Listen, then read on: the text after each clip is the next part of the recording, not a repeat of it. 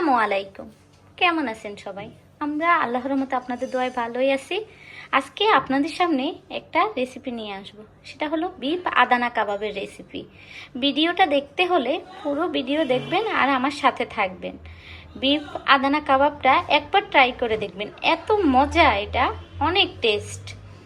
আদানা কাবাব তৈরির জন্য মশলা কিভাবে কি দিব একটু সাথে থাকবেন আর দেখবেন। এখানে আমি হাফ কেজি পরিমাণ বিফ কিমা করে নিয়েছি, আর এখানে ক্যাপসিকাম নিয়েছি 4টা, পেঁয়াজ নিয়েছি 4টা, কাঁচামরিচ 3টা নিয়ে একসাথে কিমা করে নিয়েছি। এখানে 4 পিস পাউরুটি আমি হালকা ভিজিয়ে নিয়েছি। এখন এখানে ক্যাপসিকাম, পেঁয়াজ কুচি আর কাঁচামরিচ কিমার মধ্যে আমি বিফ কিমাগুলো দিয়ে দিব। তারপর এখানে আগের থেকে যে 4 পিস পাউরুটি ভিজিয়ে নিয়েছি ওটা দিয়ে দিব। এখানে আদা রসুন বাটা দিব হাফ চা চামচ করে।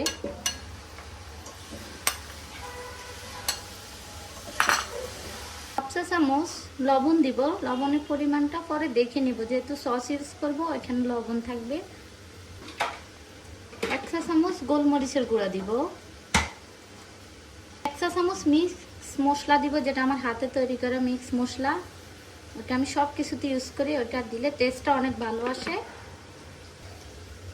কালারের জন্য এখানে আমি অল্প একটু কাশ্মীরি মরিচের গুঁড়া ইউজ করব, এটা অপশনাল, চাইলে দিতে পারেন আবার নাও দিতে পারেন। 1 চা চামচ চিকেন পাউডার দিব। 1 চা চামচ কাঁচা মরিচের সস দিব। 1 চা চামচ সয়া সস দিব। 1 চা চামচ ওয়েস্টার সস দিব। 1 চা চামচ টমেটো সস দিব।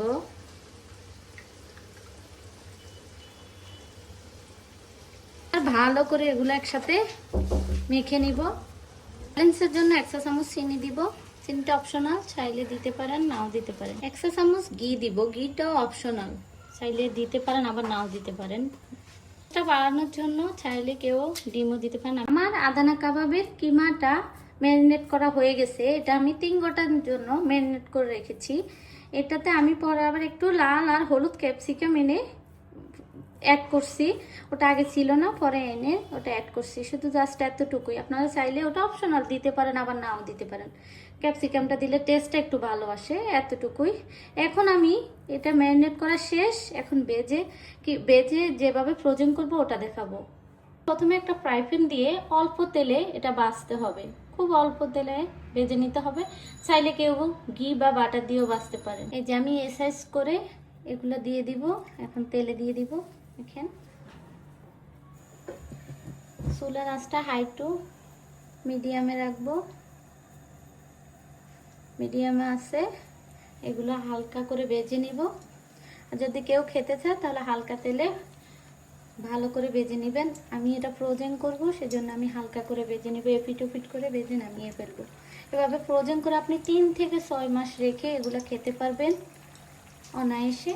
সামনে রোজা আসতেছে, চাইলে রোজার জন্য একটা আইটেম তৈরি করতে পারবেন, একদম ইজি, এত ইজি প্রসেসে, এটা বলার মতো না।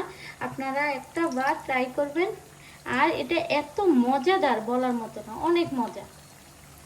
পিট করে ভেজে নিব, এবার একটু উল্টিয়ে দিব। তবে আপনারা চিকেন দিয়েও ট্রাই করতে পারেন, আমি চিকেন দিয়েও বানিয়েছি, চিকেনেরটাও মজা, কিন্তু বিফেরটা একটু বেশি মজা, মানে টেস্টটাই আলাদা।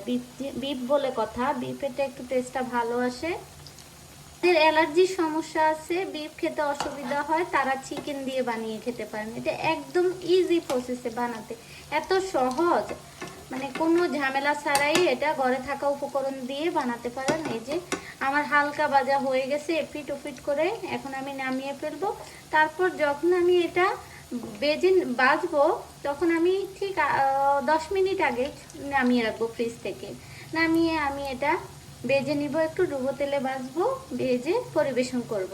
এটা এত মজা। আবার আপনারা কেউ চাইলে এটা আপনারা ডিম দিয়েও, কেউ ডিমে ডুবিয়েও ভাজতে পারেন, ওটাও একটা টেস্ট। এটা 2 রকমই টেস্ট। আপনারা অবশ্যই এটা ট্রাই করে আমাকে কমেন্ট করে জানাবেন কেমন হয়েছে। সবাই ভালো থাকবেন। যে দেখেন আমার সবগুলো আদানা কাবাব তৈরি করা শেষ, এগুলো আমি এখন ফ্রোজেন করে রাখবো। একবার হলো এটা ট্রাই করবেন, এটা এমনিতেও বেজেও খাওয়া যায়, আবার ফ্রোজেন করেও রাখা যায়। তাহলে সবাই ভালো থাকবেন আর আমার সাথে থাকবেন, আমার চ্যানেলটাকে লাইক কমেন্ট শেয়ার করবেন, আমার পাশে থাকবেন। আল্লাহ হাফেজ, আসসালামু আলাইকুম।